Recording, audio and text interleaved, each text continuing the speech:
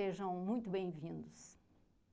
Meu nome é Terezinha, sou professora de avaliação da aprendizagem. Eu trago para vocês hoje alguns itens específicos sobre o tema de estudo. Eu peguei o guia e extraí aquilo que eu achei interessante estar revendo com vocês. Então vamos lá. Eu começo falando sobre a evolução do conceito e da prática de avaliação. Aí eu pergunto para vocês, a avaliação como ela é trabalhada hoje, ela sempre existiu? Não. A avaliação ela sempre existiu sim, mas de uma forma diferente. Porque a avaliação ela é algo inerente à raça humana. As pessoas estão sempre avaliando e sendo avaliados. Nós avaliamos a comida que pedimos no restaurante, avaliamos a postura do professor diante da sua turma, avaliamos as notícias que lemos nos jornais. Avaliar aqui no sentido de julgar, estabelecer juízo de valor. Agora, em relação à avaliação da aprendizagem, como acontece atualmente, ela passou por diferentes fases de evolução, tanto em seu conceito quanto nas práticas avaliativas. Vejamos um pouco, então, da história da avaliação. Ela é anterior às pessoas escolares, quer dizer, ela é anterior às escolas. Na história antiga, o sujeito era avaliado pelos sacerdotes, pelos pajés ou por outras pessoas que detinham poder sobre elas. Em alguns casos, os adolescentes eram submetidos a avaliações sobre os costumes do seu povo, para que a partir daí eles pudessem ser considerados adultos. Tem-se registro também de avaliações feitas por volta do ano 360 a.C. Essa era feita para definir o acesso a cargos de poder. Mais tarde, já no Renascimento, os alunos eram submetidos à leitura em voz alta e avaliados quanto ao tom, pronúncia de voz. E assim, vemos que são várias as práticas avaliativas que vão acompanhando a história da humanidade. Passa a ser mais estruturada com o surgimento das escolas modernas. No Brasil, o que aconteceu? As escolas herdam dos jesuítas a concepção de avaliação como prova. Vemos também que são grandes as influências recebidas dos americanos em relação à avaliação. Revendo, eu diria que avaliar é refletir sobre a ação com a finalidade de transformá-la. O educador faz uma reflexão contínua e permanente sobre sua prática educativa e principalmente sobre a caminhada do seu aluno na construção da aprendizagem. A história continua e na Lei de Diretrizes e Bases da Educação de 96 se vê uma nova concepção de avaliação. A LDB destaca o caráter de processo contínuo que deve caracterizar a avaliação. Então, olha bem, considerando a grande importância dessa relação que deve existir de forma coerente entre ensino e avaliação, nós vamos ver o que se espera de cada professor. Então, uma das competências mais exigentes de um docente é a competência de avaliador. Alguns itens merecem toda a atenção e o cuidado do professor. Por exemplo, o processo de ensino e aprendizagem, para ser efetivo e levar a bons resultados, conta com um processo de avaliação. Outro princípio importante são os objetivos para a aprendizagem que devem orientar sobre o que avaliar. O plano de ensino e de aprendizagem deve ser conhecido pelo aluno sempre. Ele sabe onde deve chegar e que passo dar para isso. Um outro princípio importante a considerar, o processo de avaliação, assim como o processo de ensino-aprendizagem, é contínuo. A avaliação deve acontecer ao longo do processo e não apenas no final, quando não se tem mais tempo de rever e reorientar a ação educativa. O processo contínuo de avaliação deve ser comparado à medicina preventiva.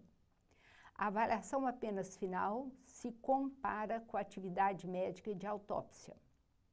Um outro princípio a considerar, a avaliação como processo contínuo, ela permite uma reorganização do processo de aprendizagem até atingir os objetivos propostos. O grande desafio, então, que se coloca para cada educador, para todos os educadores, é o de desenvolver uma prática avaliativa que oriente a reorganização do processo de ensino. Então, esses princípios são fundamentais para todo professor, para todo docente, ao pensar o processo de avaliação. O que é mais comum nas escolas, a prática de testar e medir a aprendizagem do aluno ou de avaliar. Em outras palavras, nós vemos diferença entre esses dois conceitos? Olhem bem, muitas vezes o que se vê é a busca dos resultados de aprendizagem através de uma medida, de um teste, variando apenas a forma e a qualidade dos procedimentos e dos instrumentos utilizados. Então, olhem bem, o teste e a medida são importantes sim, mas não são suficientes para a aprendizagem do aluno. Porque mais importante que o resultado do teste é o que se faz com esse resultado. Vamos imaginar uma situação. Vamos ao médico e solicitamos um exame, um teste, sobre a nossa pressão arterial, por exemplo. Resultado, pressão arterial altíssima. Concordamos que tudo se encerra aí? É comum irmos para casa esperar o desfecho? Como se vê, mais importante que aferir, medir a pressão, é o que se faz com os resultados.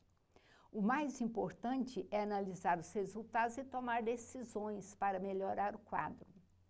Da mesma forma como o professor, ao avaliar o aluno, ele deve ver o desempenho e, a partir daí, analisar os resultados para tomar decisões e sempre tendo como objetivo final, como meta, melhorar o quadro, no caso aqui da aprendizagem e do desenvolvimento do aluno.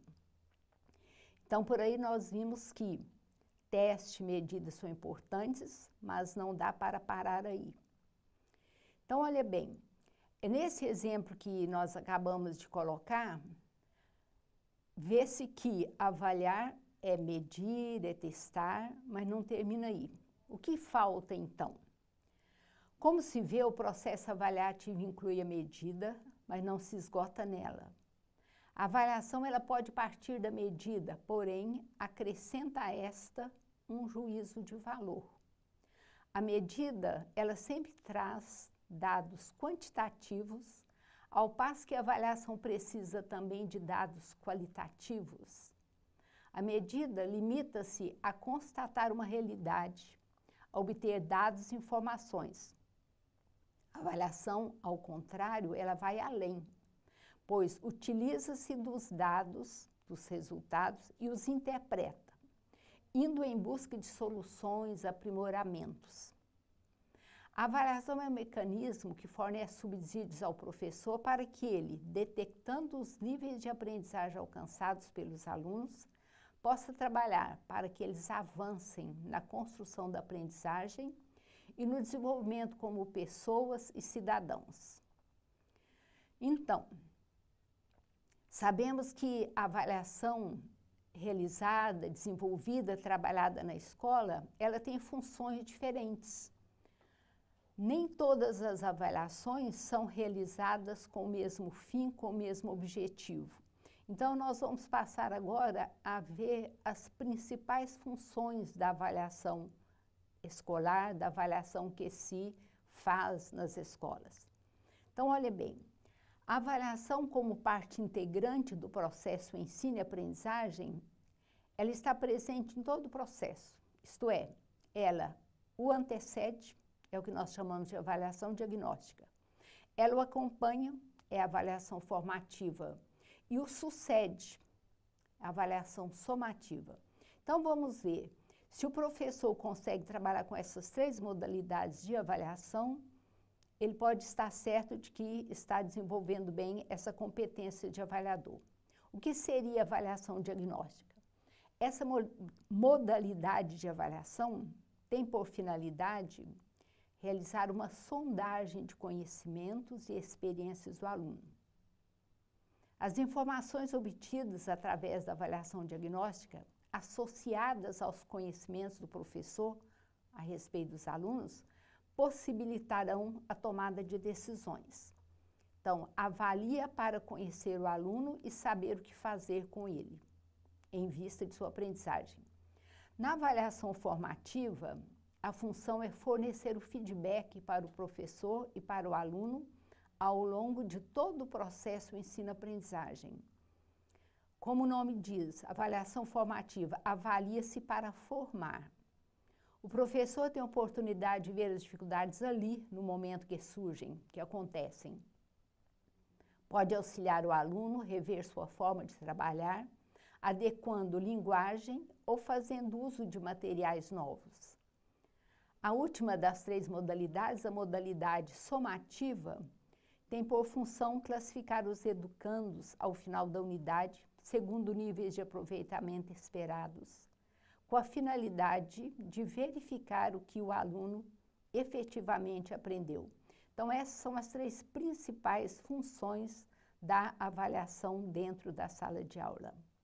No guia de estudos é apresentada a chamada prova operatória como uma proposta inovadora para a avaliação da aprendizagem.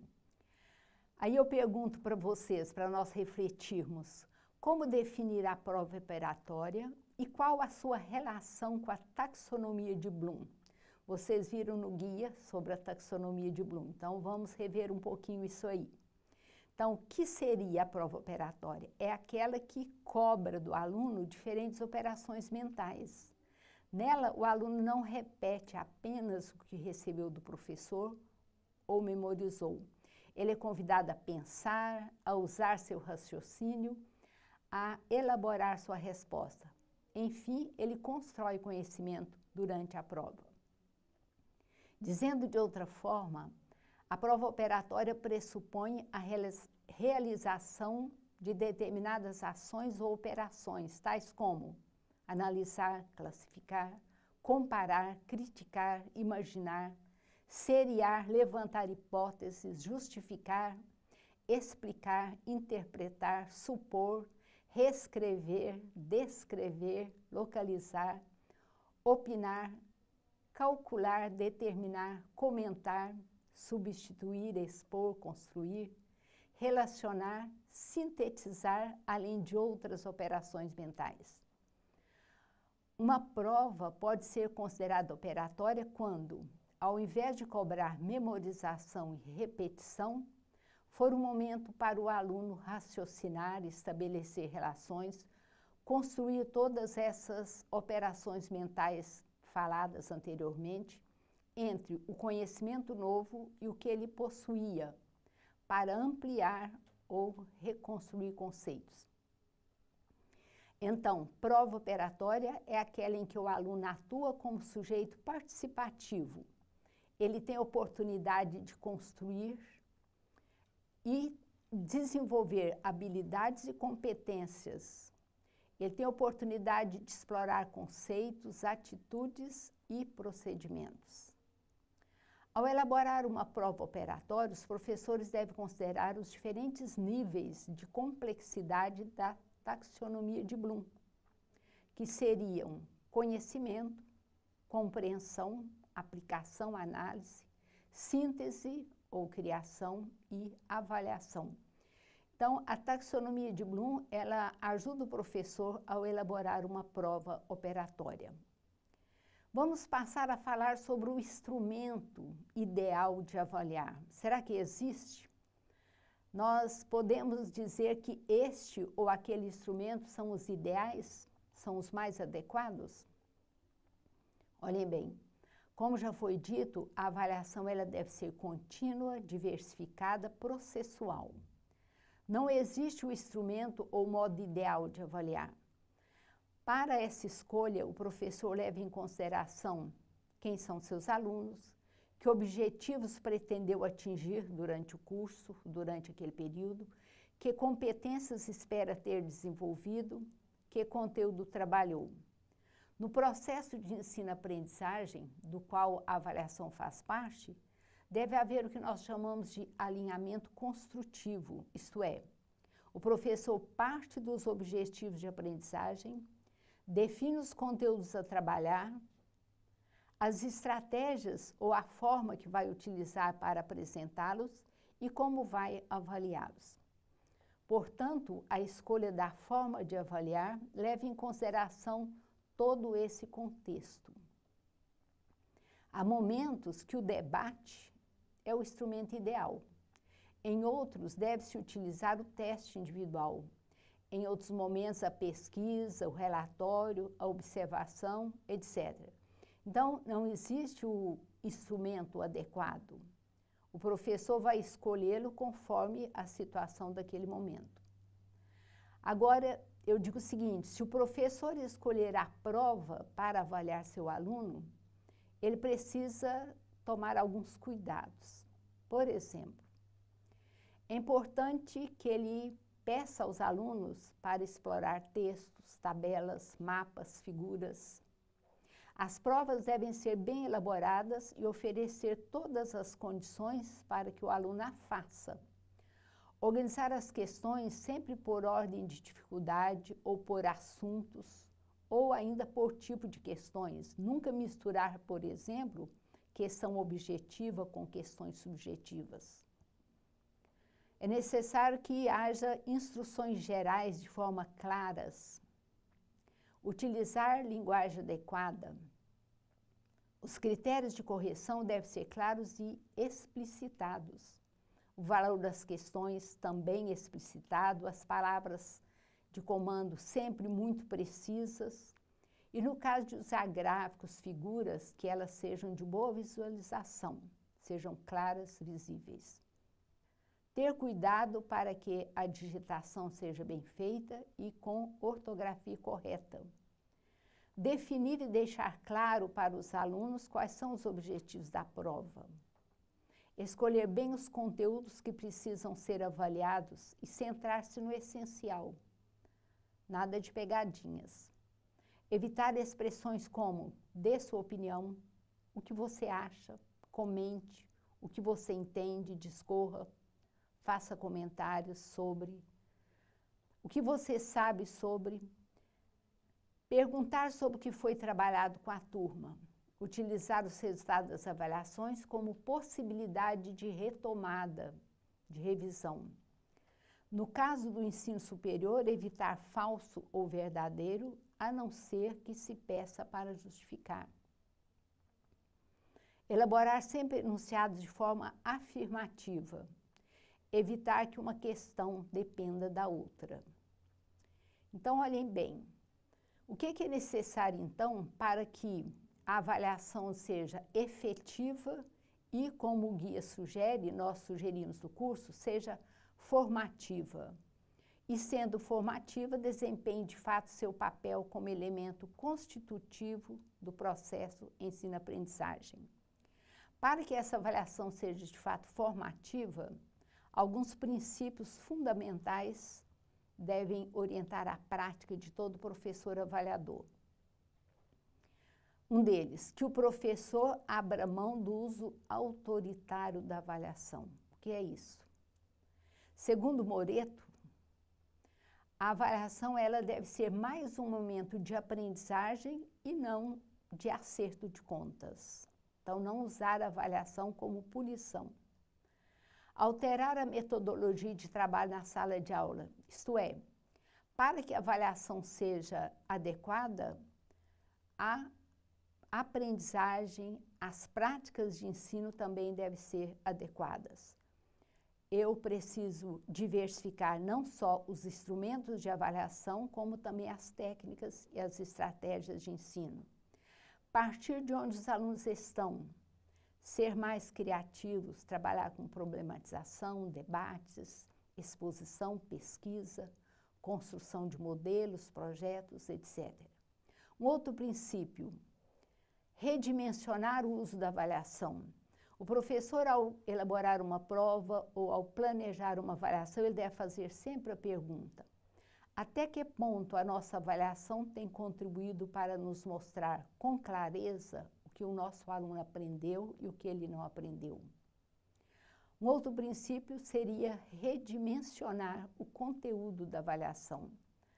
O professor deve perguntar a si mesmo? Como escolhemos o que deve ser cobrado? A avaliação, ela deve estar sempre vinculada aos objetivos da disciplina. Outro princípio, alterar a postura diante dos resultados. Então, olha bem, não basta quantificar apenas o que os alunos sabem. Avaliar é perceber também as dificuldades dos alunos e intervir, fazer mediações adequadas para ajudar na superação. É importante considerar o erro do aluno. Ainda um outro princípio, criar uma mentalidade junto a alunos, professores e a comunidade acadêmica.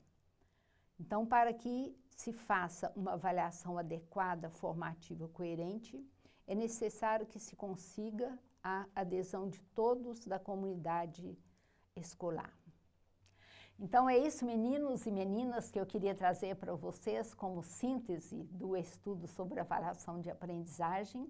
E eu desejo a todos muito sucesso nos estudos. Obrigada.